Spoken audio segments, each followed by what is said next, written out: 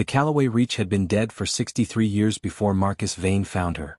She was not drifting so much as hovering, suspended in a gravitational null pocket between two brown dwarfs that pulled at each other with quiet, ancient hatred. The null pocket kept her stable. It also kept her invisible to every standard survey sweep run through this quadrant, which is why nobody had found her, and why Marcus had specifically come looking. He wasn't a salvager by profession. He was, technically, a systems auditor for the Meridian Cooperative, a title that meant he traveled to dying infrastructure, cataloged what remained useful, and filed reports that mostly no one read. It was lonely work. It suited him in ways he didn't fully examine. His own ship, the Petra, was not much better than the wreck ahead of him. One functioning thruster gimbal. A recycler that smelled like old copper wire when it ran its morning cycle. A navigation array that occasionally displayed coordinates from 17 years ago without explanation. He flew her anyway. She was paid off. The Callaway Reach was a Meridian-class heavy cruiser from the early colonial expansion period, the kind of ship that had ferried thousands of settlers toward designated star systems during the scattering, as people called it now. A century of population pressure, governmental collapse, and quiet desperation had sent wave after wave of colony ships into the dark during that era. Some arrived where they were set. Some did not. The Callaway Reach, according to archived records, had simply stopped transmitting mid-journey. No distress call. No last log. She was listed in the Meridian Cooperative's loss registry under the bureaucratic designation transit failure, presumed total. 112 crew. 4,819 colonists. Gone. Marcus had found the discrepancy while doing something entirely unrelated, auditing fuel consumption records from a relay station 3 systems away. A ghost entry in an old routing table. Someone had updated a waypoint coordinate for the Callaway Reach 7 decades ago. A single line of code. Then nothing. It had bothered him the way small wrongnesses always bothered him, like a sentence with its last word missing. So he came. He suited up, crossed the vacuum between the two ships on a tether, and entered through the emergency access port on the Reach's lower hull. The ship was cold in a way that had nothing to do with temperature. Her corridors were intact. No catastrophic breach, no fire scarring, no signs of the violence that usually explain ships going silent. Just stillness. Just dust that had settled over decades into a perfect, undisturbed record of abandonment. And in the communications hub, on a console whose emergency battery had somehow, improbably, held partial charge across 6 decades, a light was blinking. Not a malfunction light. Not a warning. A receive indicator. Something was sending to this ship. Something had been sending to this ship, and the ship, in her frozen sleep, had been silently collecting the transmissions with nowhere to route them. Marcus sat down in a dead woman's chair, in a dead ship's heart, and pressed play. The signal was not a distress call. That was the first thing that surprised him, because distress was the only logical explanation his mind kept offering. Distress call. Emergency beacon. Some automated system crying into the void. But distress calls had a recognizable structure. They were designed to be understood instantly, across language barriers, across species barriers if necessary. Short. Urgent. Repeating. This was none of those things. What Marcus heard, after spending 4 hours jury-rigging a power bridge from the Petra to give the Reach's communication hub enough electricity to run properly, was a voice. A human voice. Speaking English with an accent he could not place, something that moved through vowels like they were being tasted rather than spoken. And the voice was not panicking. It was not begging. It was explaining something, in careful, methodical detail, with the measured cadence of someone who had all the time in the universe. The transmission was cycling. It had been cycling, he calculated, for approximately 40 years. The same recording sent on a repeating loop aimed at the null pocket, as though whoever sent it had known, or suspected, that this was where the Callaway Reach had come to rest. He listened to the full cycle. It took 9 hours. When it ended, he sat for a long time in the cold and the dark and didn't move. The transmission was an introduction. Not help us. Not we are dying. Not even we are here. It was, this is who we have become. We are sending this to the ship in case she ever wakes up because our grandparents came from her and we thought she deserved to know. The colony world called itself the Patience. Not named, as far as Marcus could tell, after any geographic feature or founding mythology. Named, according to the transmission, after the concept itself. Because patience, they had decided, was the only force in the universe that reliably exceeded entropy. They were 41 light-years away. The transmission had taken 41 years to arrive here, and they had been sending it for 40 years, which meant they had started sending it before it could possibly have reached the Callaway Reach. They had aimed it blind into probability and simply waited. Marcus went back to the Petra. He sat in his pilot's seat. He looked at his navigation array, which was currently displaying coordinates from the year he was 12 years old. He input the patient's coordinates manually. He began to fly. During the 6-week transit, Marcus listened. The Reach's communication hub had been receiving transmissions for decades, not just the introduction cycle but subsequent messages sent on an irregular schedule, as if the colony had been writing letters to an address they weren't sure was occupied, the way some people leave notes for previous tenants. He organized them chronologically as best he could and listened in order. The early transmissions were more tentative, more formal. Someone speaking on behalf of a council, choosing words carefully, aware that they were communicating across a chasm of time and uncertainty. They used terms Marcus didn't always recognize, not because the language had degraded, but because it had grown in directions he hadn't expected. Words that seemed to describe things between other things. Words for states of existence that had no clean translation into standard Galactic English. The later transmissions were different. Less formal. More personal. Sometimes they sounded like a community leaving a collective voicemail. Multiple voices overlapping, people laughing at something just off the recording, children asking questions in the background that adults patiently answered. They sounded, Marcus thought, like people who were genuinely comfortable. Not comfortable as in wealthy or secure, comfortable as in settled in themselves. Comfortable in the way that people become when they have stopped performing their lives for an audience. There were hard transmissions too. He found one that was clearly a record of a crisis. Some catastrophic failure in their water reclamation system, delivered in the flat, factual tone of someone who has already survived the thing they're describing. Their solution had involved rerouting condensation from a greenhouse atmospheric system and using a biological filtration method derived from a native microorganism they'd identified in their planet's upper atmosphere. They described it not as ingenuity but as obvious in retrospect, which Marcus found quietly remarkable. One transmission, sent approximately 15 years ago by his estimate, was a single woman's voice, older, speaking slowly. She said she was the colony's memory keeper, a role he eventually understood to mean something between historian and institutional conscience. She said, "We have been thinking about what it means to be forgotten by a civilization and whether that civilization's forgetting changes who you are. We have concluded that it does not. We are who we made ourselves. The forgetting was a kind of gift. We had no template." Marcus replayed that 3 times. He thought about templates. He thought about how he had spent 15 years auditing infrastructure, comparing what existed to what was supposed to exist, measuring gap between design and reality. He thought about how he had never once considered that the gap might be the interesting part. He ate cold rations and listened to 40 years of strangers and did not sleep well and did not mind. The patient system resolved on his navigation array as a single star, a stable K-type dwarf, slightly cooler than Earth's sun, burning amber rather than yellow, with 7 planetary bodies in various configurations. The third planet was the inhabited one.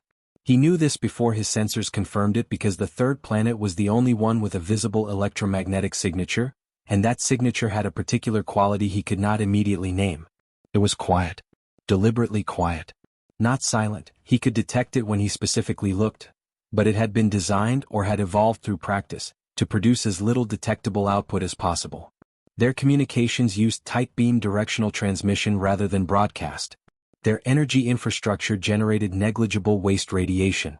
Even their agriculture, visible as geometric patterns in the near-infrared spectrum, had been arranged to minimize thermal signature. They had, Marcus realized, spent generations becoming hard to see. He was puzzling over this when his communication array lit up. "Petra. We've been watching you since the outer marker. We recognized your ship class, Meridian Transit Configuration, smaller than a standard courier. We weren't certain you were coming here until you didn't turn at the second planet." Pause. "My name is Asha. I'm one of the people who keeps talking to your empty ship. We're glad something finally answered. Are you hungry?" Marcus stared at the console. "Yes," he said, because it was true and because he couldn't think of anything else. "Come down to the northern plateau," Asha said. "The approach is tricky. I'll guide you." She did, for 3 hours, with patient precision that suggested she had done this before, guided something through an atmosphere with unusual pressure gradients and an ionization layer that briefly confused his instruments. Her instructions were specific and calm, and twice she said wait and he waited and she was right both times. He sat down on a flat stone surface the color of dried clay, surrounded by low structures built from a composite material he didn't recognize, and stepped out into air that smelled like rain on warm metal and something faintly alive underneath that. Asha was waiting. She was perhaps 60, with the unhurried posture of someone who had learned to treat her body like a tool rather than a performance.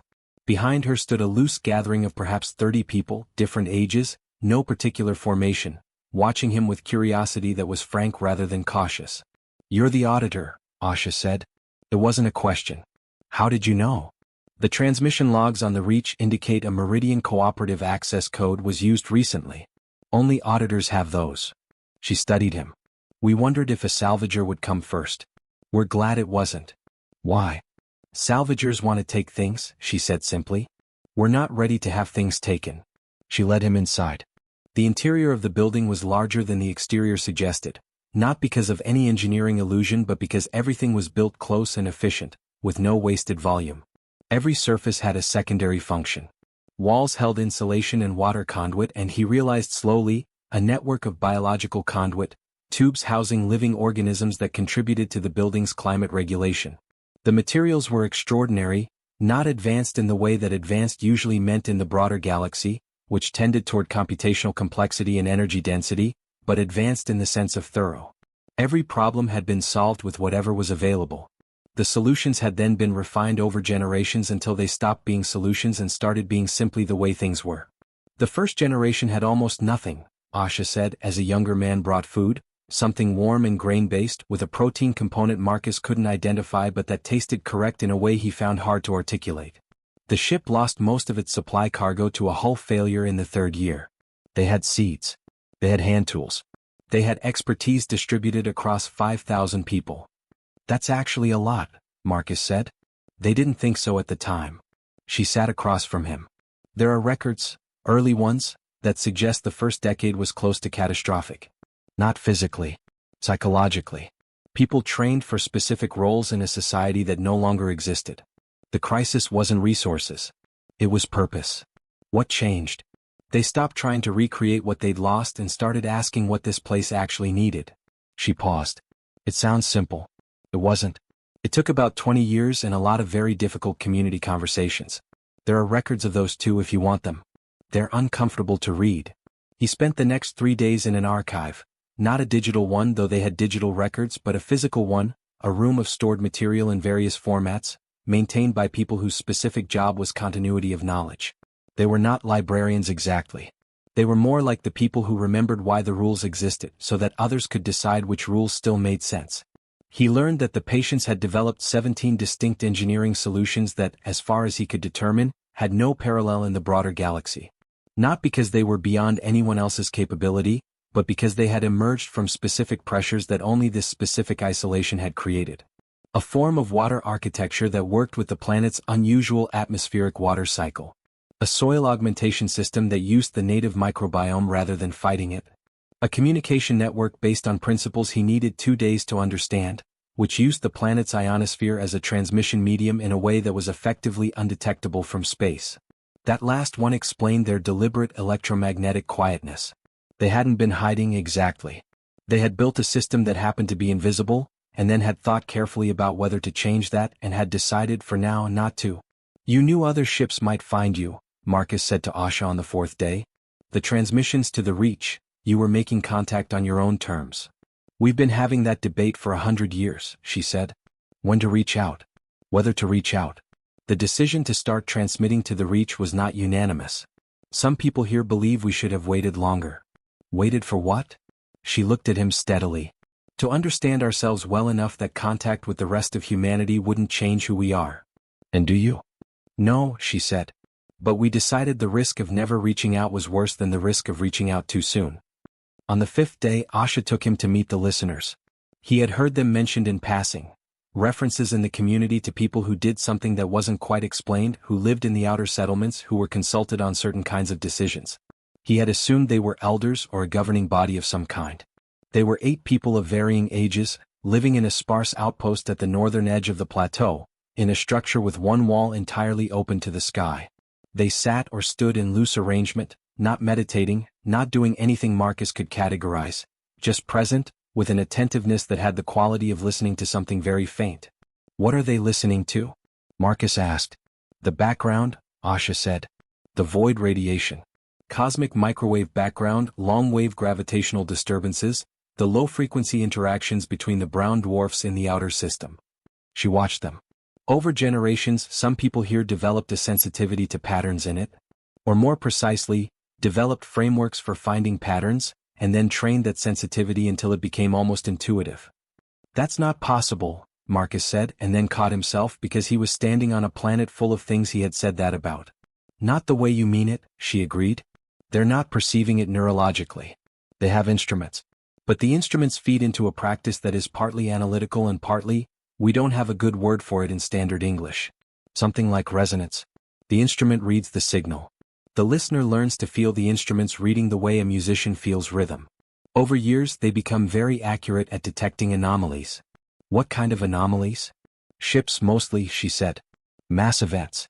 Gravitational shifts. Things that arrive from outside the system before standard detection could catch them. She paused. They detected your approach 11 days before you entered our system. Marcus was quiet for a moment. They knew I was coming before I did, he said.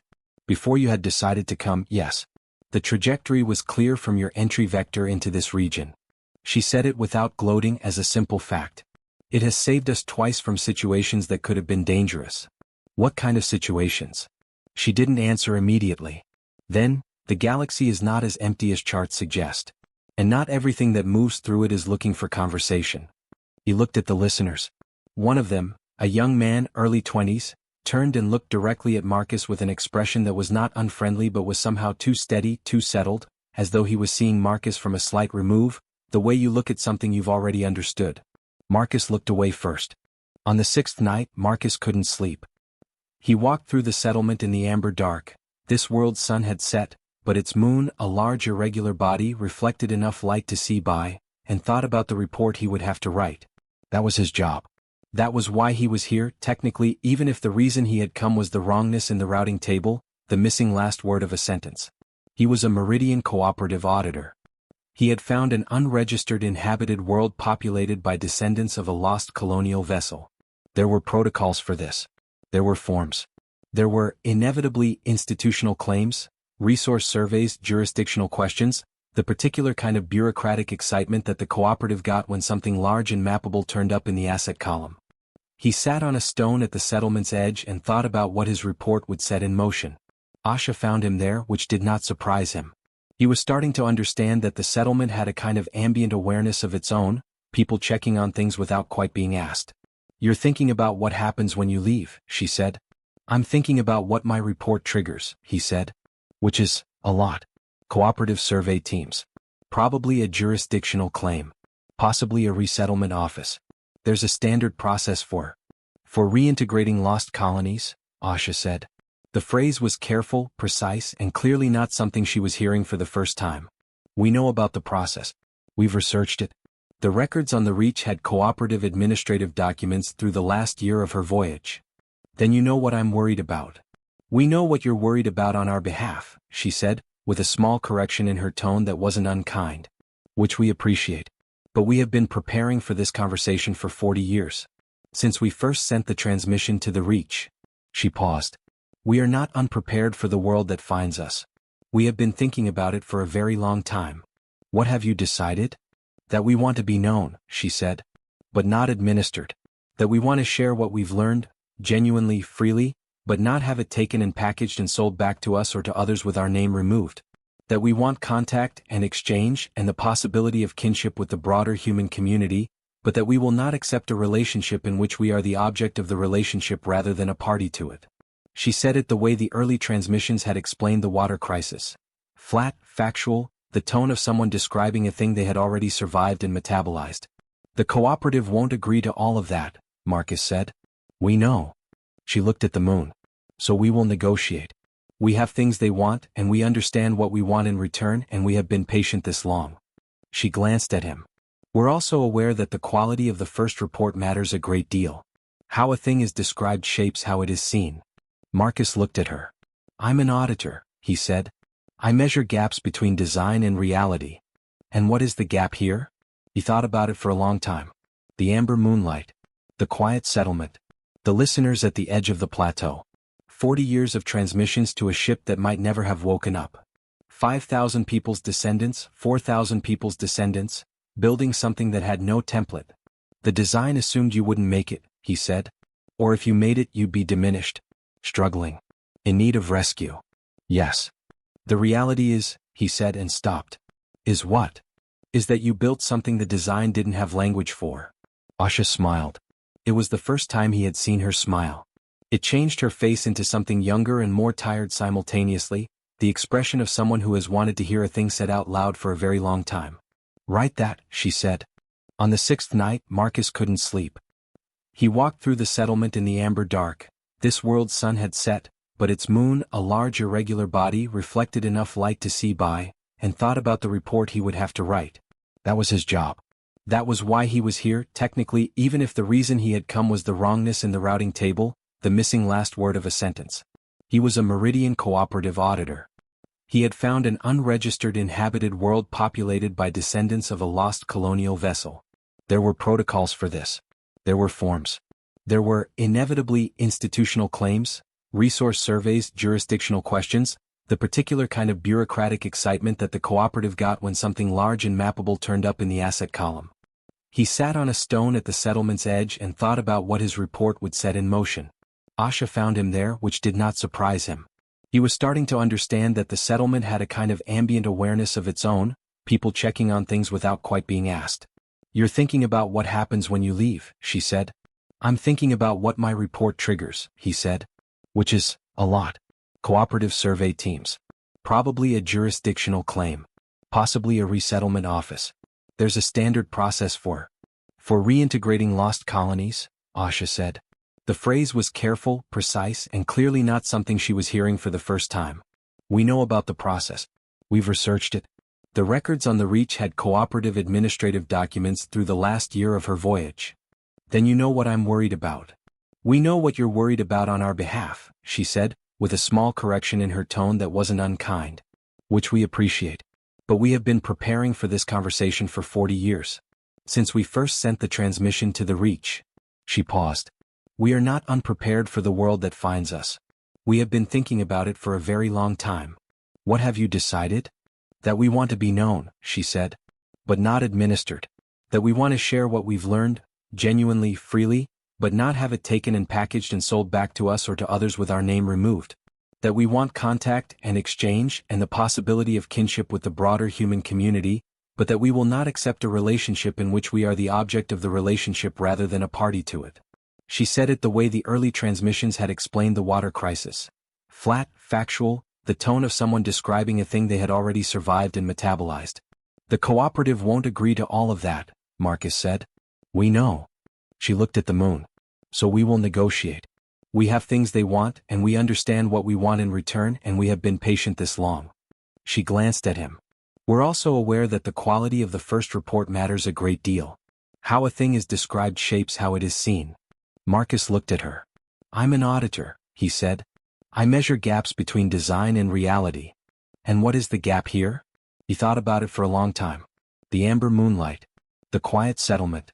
The listeners at the edge of the plateau. 40 years of transmissions to a ship that might never have woken up. 5,000 people's descendants, 4,000 people's descendants, building something that had no template. The design assumed you wouldn't make it, he said. Or if you made it, you'd be diminished. Struggling. In need of rescue. Yes. The reality is, he said and stopped. Is what? Is that you built something the design didn't have language for. Asha smiled. It was the first time he had seen her smile. It changed her face into something younger and more tired simultaneously, the expression of someone who has wanted to hear a thing said out loud for a very long time. Write that, she said. He stayed for 3 more weeks. He told himself it was for thorough documentation, which was partially true. He walked through every district of the settlement, through the outer agricultural zones, through the water architecture installations that had no name in standard engineering terminology, through the 3 smaller communities built at different points across the northern hemisphere who maintained distinct practices and had ongoing, animated, occasionally heated dialogues with each other about philosophy and resource allocation and the proper role of the listeners in governance. The patience was not a utopia. He was careful to notice this because utopias were the other template, the thing the broader human imagination would try to impose on them once they became known. The colony had scarcity. It had loss. It had grief and argument and people who had made bad decisions and communities that were still working through old wounds. One of the outer settlements had a genuine ongoing conflict with the main community about water rights that had been unresolved for 30 years. What it had, which was rarer than he knew how to convey in audit language, was a functional relationship with its own difficulty. Problems here were not things to be eliminated or managed or hidden. They were things to be worked. The memory keepers held records of failures as carefully as records of successes. There was no myth of a golden era. There was only, here is what happened, here is what we learned, here is what we are still figuring out. He interviewed the young listener. His name was Cole and he was 24 and he had grown up with the practice the way other children grew up with a musical instrument. Cole was careful and literal and occasionally said things that Marcus had to sit with for a day before he understood them. When you listen to the background, Marcus asked him, "What does it feel like?" Cole considered this seriously. Like, there's a frequency that most people filter out because it's constant. We're trained not to filter it.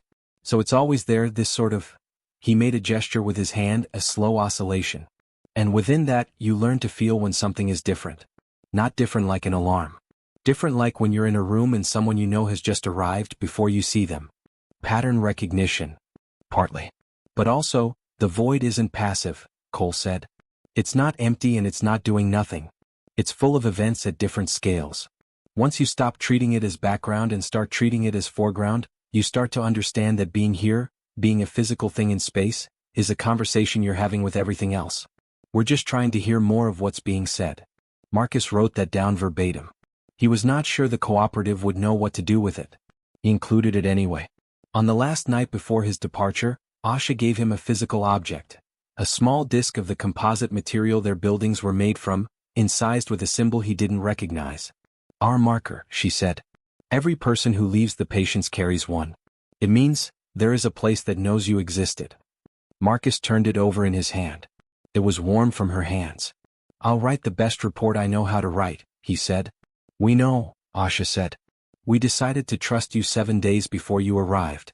The official report Marcus Vane submitted to the Meridian Cooperative's Colonial Affairs Division was 48 pages. It was the longest report he had ever filed. It was also, as several of his supervisors would note with varying degrees of discomfort over the following months, unusual in its framing. Most colonial rediscovery reports were organized around what exists, what is its value, what are the integration pathways. Marcus's report was organized around what exists, what it took to build it, and what a relationship with it would require you to understand first. He described the engineering solutions in full technical detail, and he was not wrong that several of them would generate significant institutional interest.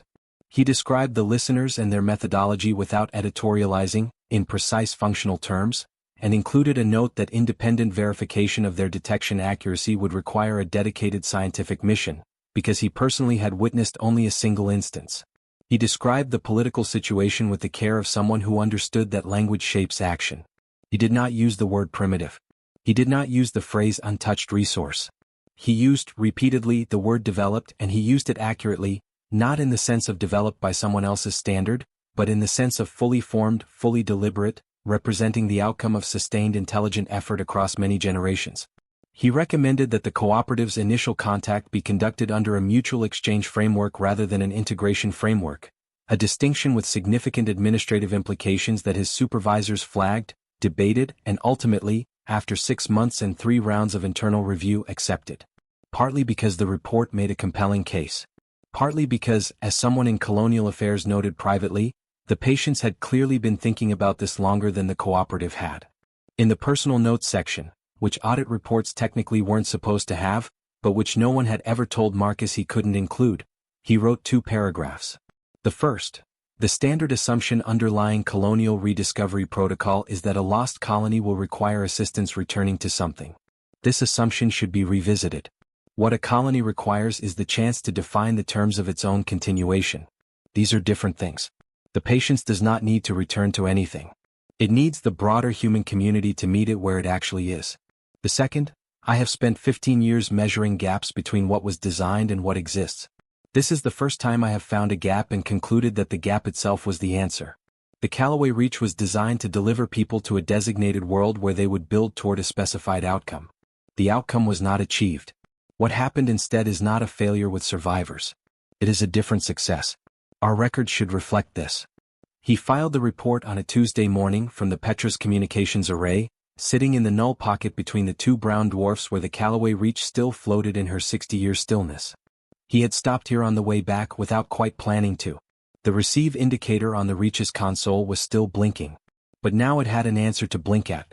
He reached over and bridged the two signals together, the old ship's collected decades of transmissions, and his new report, both going in the same direction now, toward the same place that was trying to decide whether the rest of the human community was ready to know what isolation had quietly, patiently made. He thought about Cole's description of the void. Full of events at different scales. A conversation you're having with everything else. He powered up the Petra's single-functioning thruster gimbal. His navigation array displayed, without being asked, the correct current coordinates for the Meridian Cooperative's central hub. He flew toward it with the composite disc warm in his jacket pocket, and the particular feeling of someone who has, after a long time of measuring gaps, finally found one worth keeping.